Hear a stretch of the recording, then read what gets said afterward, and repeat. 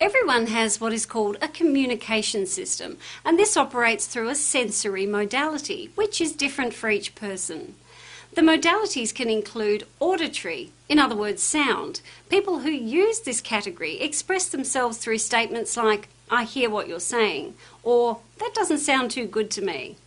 There are kinesthetic people who communicate through feelings. In this category, people often use the sentences, "I feel that is right," or "I can't get a handle on that." Then there's visual people who work best with pictures.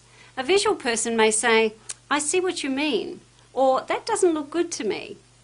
If you can spot the various ways a person's communication system is being expressed, this is a useful way to establish a relationship and good rapport with them. At the same time, consider your own use of language when speaking to customers and the simplest, most direct way you can communicate with them. Developing these communication skills will help you build good rapport with your customers. Here's some examples of what you might currently say and a way you could say it more effectively. For example, instead of saying, "I don't know," say, "I'll find out." What about when you're tempted to say no to a customer?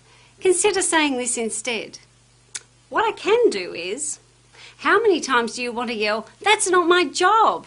Instead, try this. "I can refer you to..." You might think saying, "You're right, this is frustrating," is okay, but what would be better is, "I understand your frustration." And when a customer is frustrated, it's natural to want to say, "That's not my fault."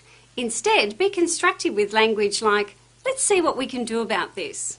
When you feel like throwing your hands up in the air and saying, "You need to talk to my manager," try and handle it yourself first and say, "I can help you." When a customer demands a deadline, instead of saying, "You want it by when?" say, "I'll try my best." If you're dealing with an angry customer, it would be tempting to yell, "Calm down!" But it would be much more constructive to say, "I'm sorry." And of course, when you're pushed for time, it would be all too easy to say, "I'm busy right now." But instead say, "I'll be with you in just a moment." Instead of a customer being told, "Call me back," say, "I will call you back." We all have a way of communicating that's natural to us. However, when it comes to offering good customer service, sometimes you need to learn some new ways or more effective ways to communicate. It will make a huge difference to you, your workplace, and your customers.